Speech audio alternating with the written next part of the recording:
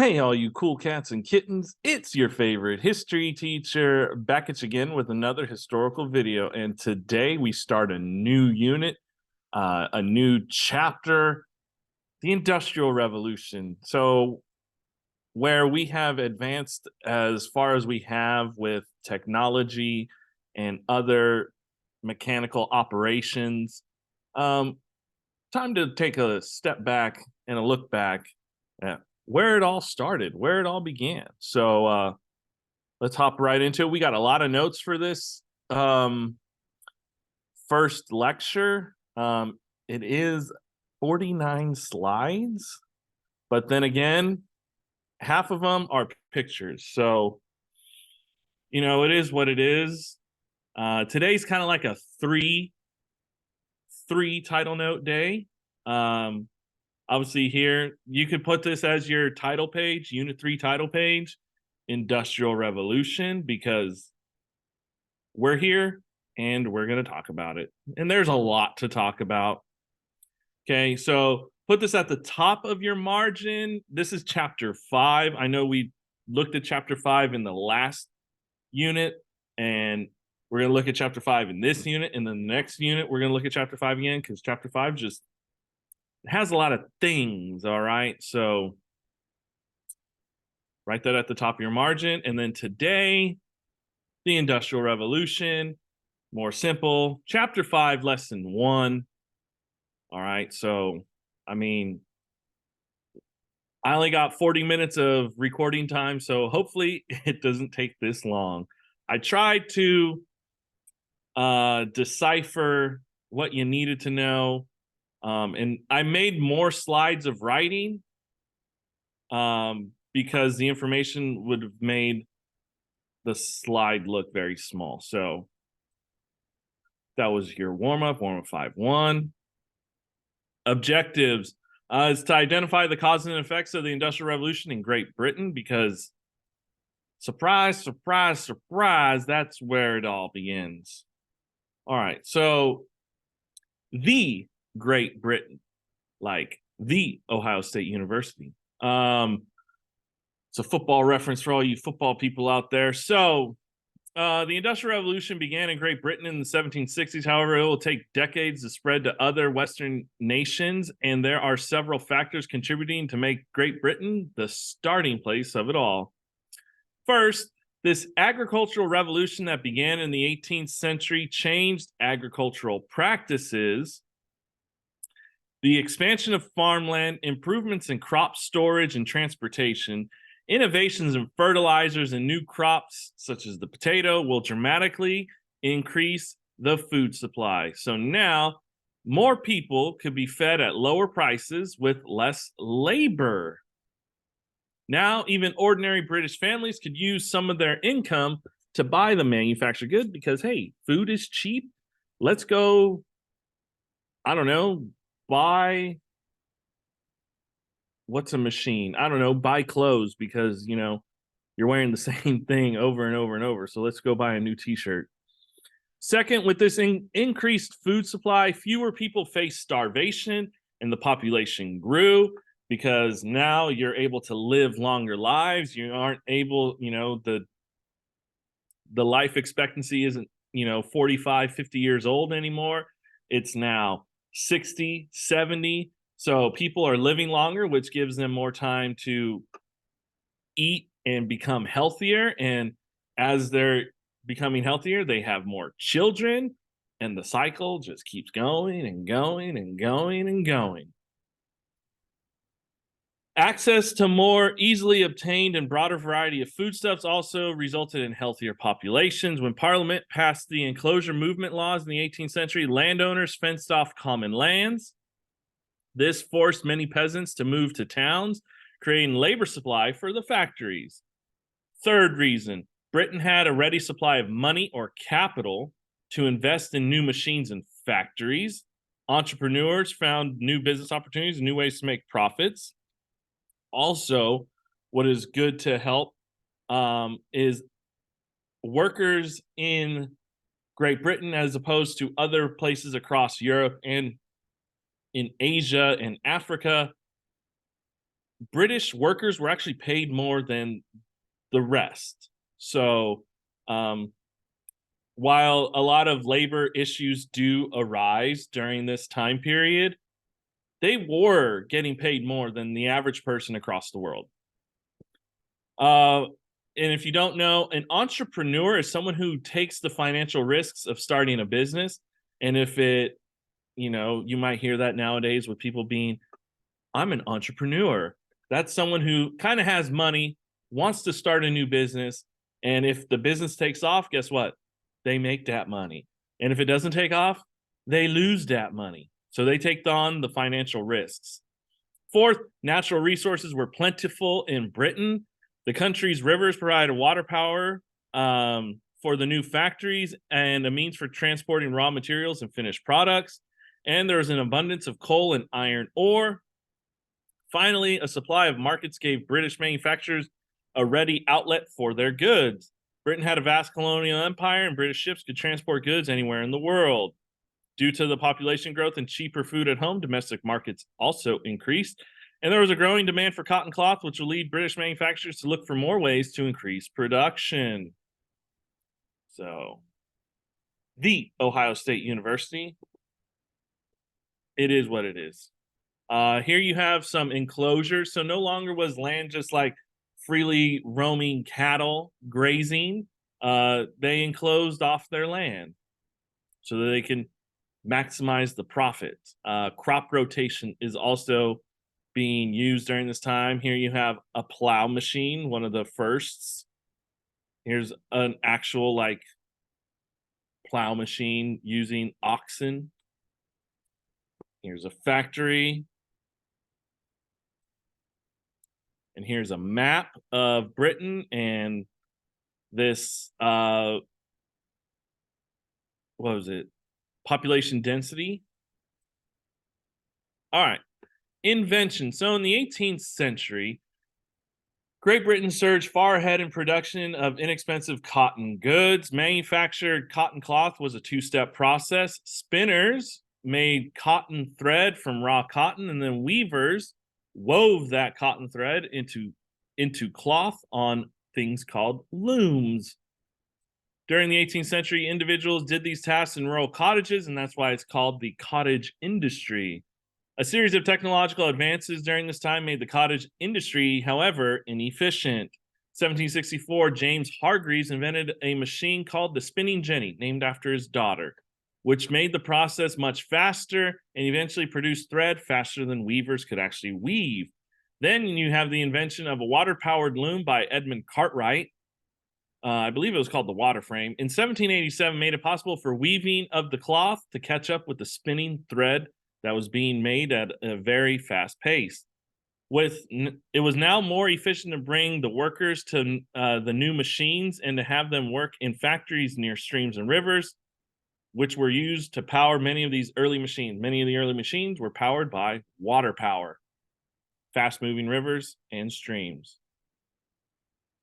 So this is the cottage industry. You get to work from home. Working from home be like, you get to work at your own pace. It's fun. You don't have to turn on your camera for Zoom. It's great. Here you have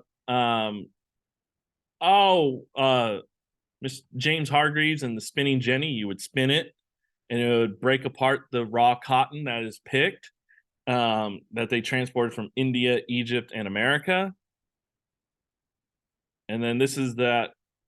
I mean, I'll be honest with you. I don't know how this works. It's just a picture. So that's Edmund Cartwright. Factories next to a stream, a river. All right. All right. Most valuable product. So the cotton industry became even more productive when the steam engine was improved in the 1760s by a man named James Watt, a Scottish engineer. In 1782, Watt will make changes that enabled the steam engine to drive machinery. The steam power could now be used to spin and weave cotton, and before long, cotton mills used steam engines could be found throughout Britain. Because steam engines were fired by coal and not by water, they did not need to be located near rivers.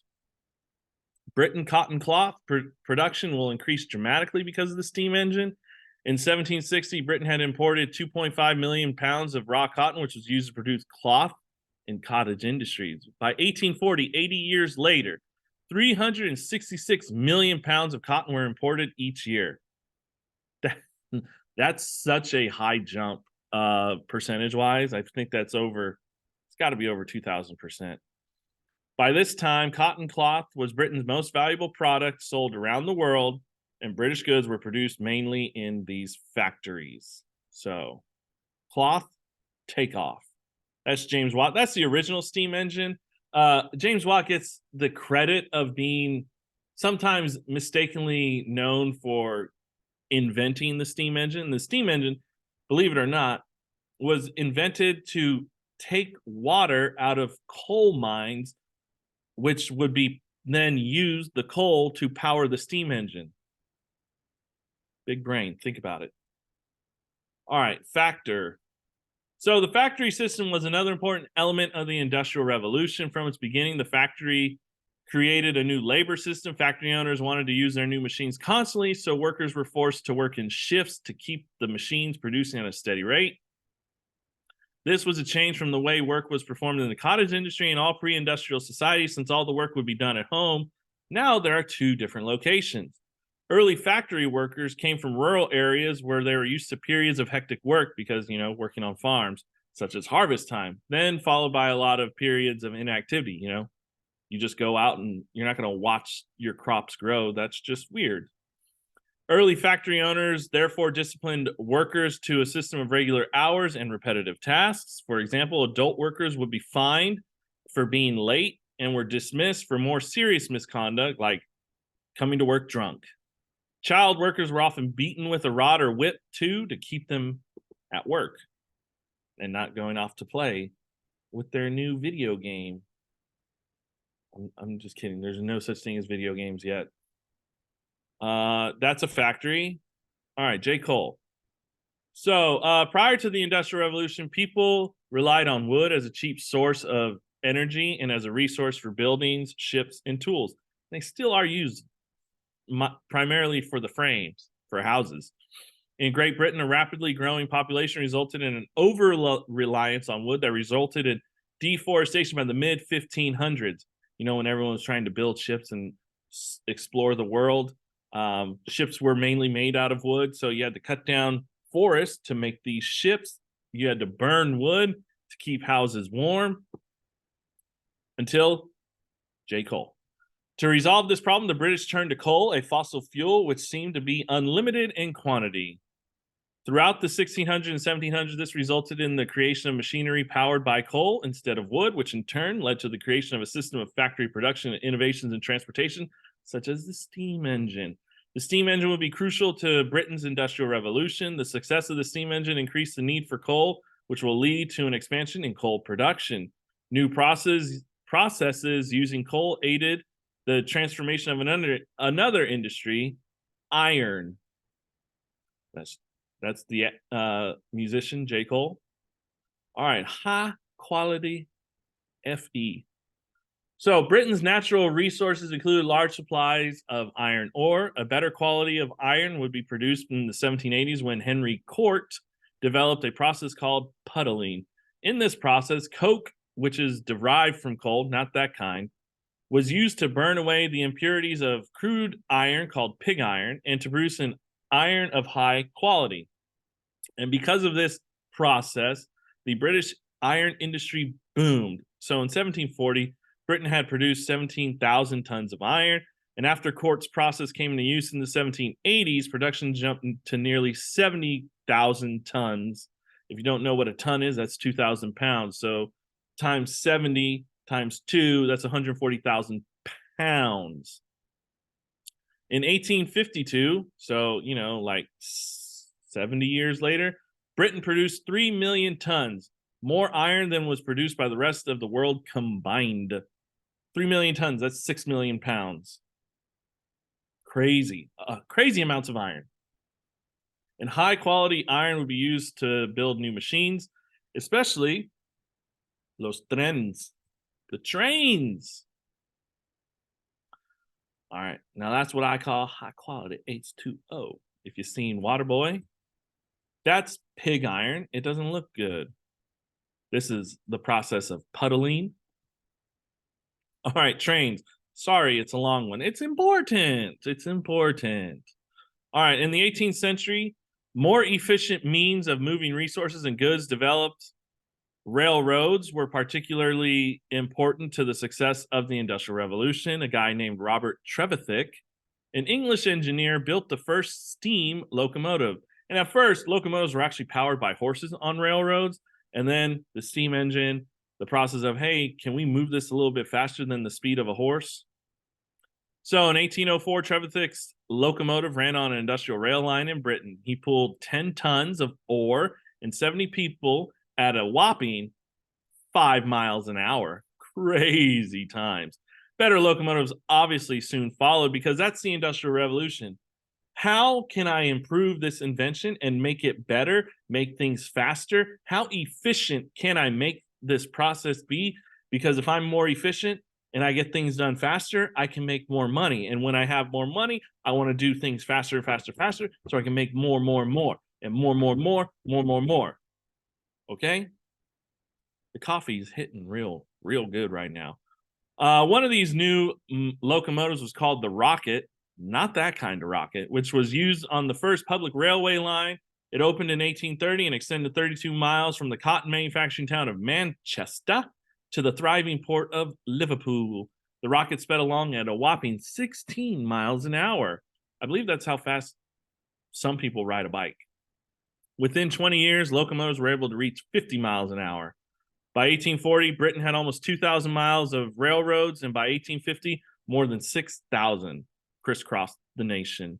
Building railroads created new jobs for farm laborers and peasants. Railroads also led to a revolution in transportation. The arrival and departure schedules for trains led to a standardization of time, resulting in a synchronization of clocks across regions. Less expensive transportation led to lower priced goods, thus creating larger markets. More sales meant more demand and the need for more factories and more repetitive motion machinery. More. Money. Business owners could reinvest their profits in new equipment, adding to the growth of the economy and the need to expand into new markets. And this type of regular ongoing economic growth became a basic feature of the new industrial economy. That's how you could tell a country is going through an industrial revolution. That's Robert Trevithick and his first locomotive. This is a picture of the Rocket. And if you pay attention to soccer, Manchester, Liverpool's the port city, Manchester. If you pay attention to soccer, this is one of the most heated rivalries in the English Premier League, Liverpool and Manchester. And you wonder why they don't like each other. All right, industry spread. So by the mid-19th century, Great Britain became the world's first industrial nation and became the world's richest nation. Great Britain produced 1/2 of the world's coal and manufactured goods. Its cotton industry alone in 1850 was equal in size to the industries of all other European nations combined. Cotton was king. The Industrial Revolution, IR, spread to the rest of Europe at different times and at different speeds. France was one of the first states to be industrialized in continental Europe. Industrialization, however, was a slow process because the French economy was hindered by political instability in the late 18th century and early 19th century. The French Revolution. France did not have a good source of coal, but in contrast, many goods were still handmade in France as opposed to the heavy mechanization going on in Britain. Government protected their government, the Bourbons, the Napoleons, the Louis Napoleons. So the government protected these traditional industries who resisted the mechanization. However, in the late 19th century, the government would help industrialization along with building of roads, and the rail system was expanding. The Industrial Revolution in the German states took place in the mid-19th century, so that's like 1850. The German state of Prussia, still around, was especially rich in iron and coal resources, and its government assisted in the development of iron, steel, and chemical manufacturing companies. The unification of the German state in 1870 led to a rapid industrial growth and made the development of railroad transportation much easier than before. And by the early 20th century, 1900s, Germany was a great industrial power. We're going to talk about that next unit. America next. So, I'm just going to mention America just a little bit. Another industrial revolution took place in the United States during the first half of the 19th century. In 1800, more than 5 million people lived in the U.S., and nearly 6 out of 7 American workers were farmers, and no city had over 100,000 people. In contrast, the U.S. population had grown to more than 30 million people by 1860, the Civil War, and many of these people had moved into the cities. 8 cities had populations more than 100,000, and only 50% of workers were actually farmers. As a large country, the U.S. needed a good transportation system to move goods across the nation. Thousands of miles of roads and canals were built to link east and west. Robert Fulton built the first paddle wheel steamboat called the Clermont in 1807, and steamboats made transportation easier on the waterways of the great USA. Most importantly was the development of the American transportation system was the railroad. By 1860, about 30,000 railroad track covered the continental United States. The railroad soon turned the U.S. into a single massive market for manufactured goods produced in the Northeast, like New York, Pennsylvania, Massachusetts, that area, that's the Northeast. Labor for the growing number of factories came chiefly from the farm population. Women and girls made up the large majority of workers in textile factories. So here's some coal miner kids. Here's the steamboat. This is the Transcontinental Railroad, the meeting of the Central Pacific and the Union Pacific. They met at Promontory Summit, Utah, and they're shaking hands. And this is the Transcontinental Railroad connecting New York to San Francisco. All right, and this is where they met right here, but they built it from Omaha to San Francisco. So this is by 1870, 1869. Okay. Railroads by 1890. Look at all this. This is a hot mess over here. All right, high key. So Europe's population stood at an estimated 140 million in 1750, and by 1850, a population almost doubled to 266 million people. Oh my God. The key to this growth was a decline in death rates, wars, and major epidemic diseases like smallpox or the plague. Due to the increased food supply, people were fed better and more resistant to disease. Famine and poverty were 2 factors that impacted global migration and urbanization. More than 1 million people died during the Irish potato famine, and poverty led to 1 million more to migrate to the Americas from Ireland. Industrialization also spurred urbanization as large numbers of people migrated from the countryside to cities to work in the factories. In 1800, Great Britain had one major city, London, with a population of about 1 million. 6 cities had about between 50 to 100,000. By 1850, 50 years later, London's population was about 2.5 million, and 9 cities had more than 100,000 people. Also, 50% of the population lived in towns and cities. The rapid growth of cities in the first half of the 19th century led to pitiful living conditions for many, leading to urban reformers to call on local governments to clean up their cities. And reform would be undertaken in the second half of the 19th century. And that's a very pixelated picture, but that's England in 1701 or something like that. And this is England after the Industrial Revolution. So this is like Liverpool, Manchester, and this is London. These are the living conditions. Count how many people you see in this photo. All right, new classes. How many more slides do we have? Oh, there's so many. So many new classes. The Middle Ages saw the rise of commercial capitalism as an economic system based on trade. Industrial capitalism, an economic system based on industrial production, will rise during the Industrial Revolution. This system brought a new middle-class group, the industrial middle class. The Middle Ages, the bourgeois or bourgeoisie, the middle-class person was the burgher or the town dweller. The bourgeois were merchants, officials, artisans, lawyers, intellectuals. Later, the term bourgeois came to include people involved in industry and banking, as well as lawyers, teachers, and doctors. So that means I'm bougie because I'm a teacher. The new industrial middle class that emerged during the Industrial Revolution was made of the people who built the factories, bought the machines, and developed the markets. People with money. That's the new industrial middle class. They had initiative, vision, ambition, and often greed. The IR, Industrial Revolution, created a new industrial working class that faced the wretched working conditions. Work hours ranged from 12 to 16 hours a day, 6 days a week. There was no security of employment and no minimum wage. So we're going to talk about this in the next. You have the proletariat, the workers, the bourgeois, the owners. Conditions. Conditions in the coal mines were harsh. We're talking now about Britain. Steam-powered engines lifted the coal from the mines to the top, but the men inside the mines dug out the coal. Dangerous conditions included cave-ins, explosions, gas fumes were a way of life. The cramped conditions in mines and their constant dampness led to workers to have deformed bodies or ruined lungs. The worst conditions were actually in the cotton mills because they were dirty, dusty, dangerous, and unhealthy. In Britain, women and children made up 2/3 of the cotton industry's workforce in 1830. However, the number of child laborers will decline after a Factory Act of 1833 was passed. This act set the age of 9, as a minimum age for employment and limited hours for older children. After this, women came to make up 50% of the British labor force in textile factories. They were paid half or less than half of what men received. So that's why they hired so many women workers. They were cheaper to hire. When the work hours of women and children were limited, a new pattern of work emerged. Men now earned most of the family income by working outside the home, and women took over the daily care of family and performed low-paying jobs that could be done at the home.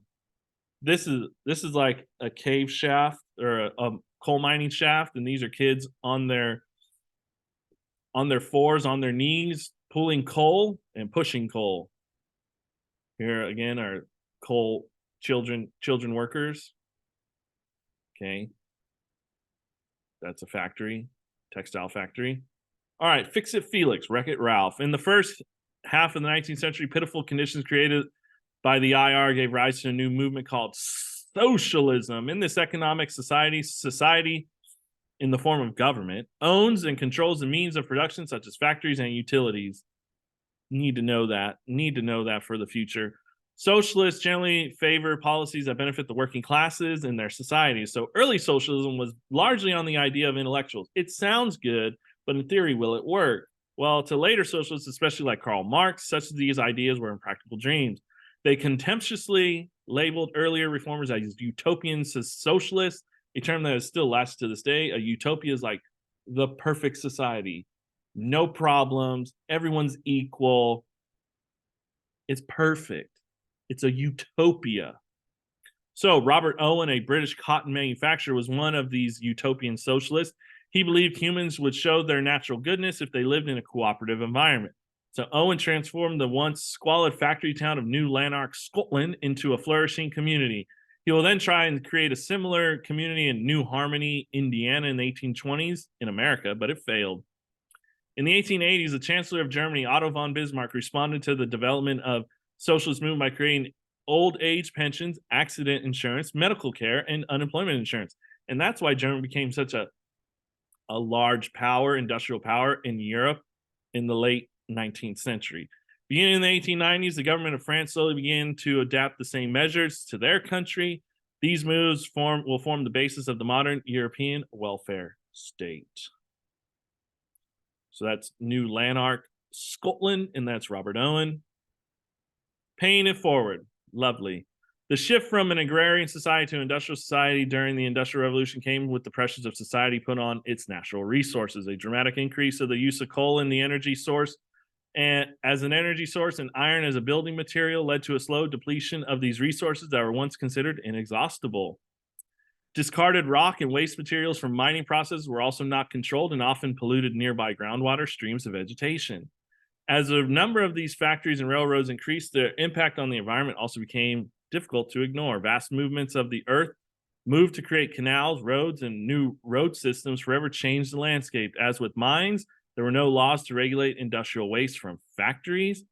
And perhaps the greatest environmental problem with the factories during the Industrial Revolution was the smog and soot produced by the countless machines burning coal.